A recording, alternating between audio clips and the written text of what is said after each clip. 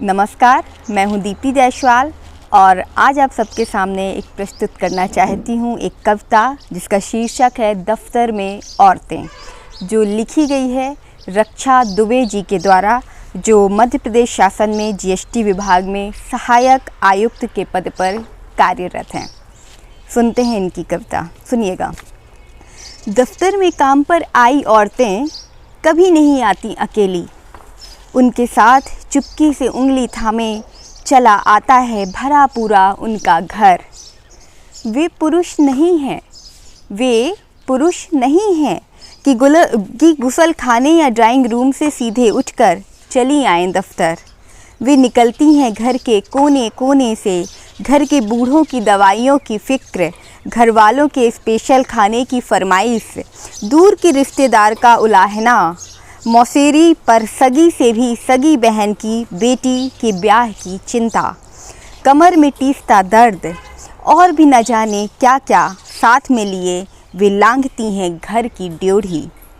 कमर पर काटती चिकोटियाँ और देह पर महसूसते बीजा दबावों के साथ वे पहुँचती हैं दफ्तर। रात भर से सूना और बेजार पड़ा दफ्तर खिलखिला उठता है उनकी आमद से। दफ्तर के कोने कोने में उजास की तरह फैल जाता है घर। मुस्कुरा उठती है मेज, कुर्सियाँ और फाइलें। लंच ब्रेक में खाने के डिब्बों के साथ एक साथ खुल जाते हैं न जाने कितने घर। किसने क्या बनाया, कौन क्या लाया, आज यही क्यों बनाया। ढेरों बातों का अंतहीन सिलसिला, पर कोई भी बात पूरी नहीं होती घर के जिक्र के बगैर। गरज ये है कि समझ ही नहीं आता दफ्तर में घर औरतों के लिए है या औरतों में ही रहता है उनका घर।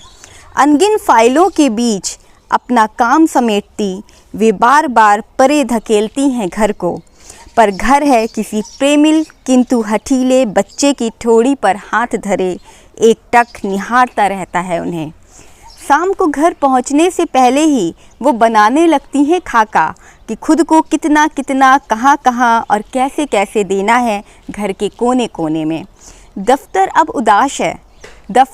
उदास है, वो बलात् खुद में घुस आए, घर की उंगली पकड़ जाना चाहता है उनके घर, पर औरतें बड़ी पोसीदगी से कल फिर मिलने का वादा कर उससे छुड़ा लेती हैं अपना हाथ। औरतों को अपने संग दफ्तर को घर ले जाना मंजूर नहीं। धन्यवाद।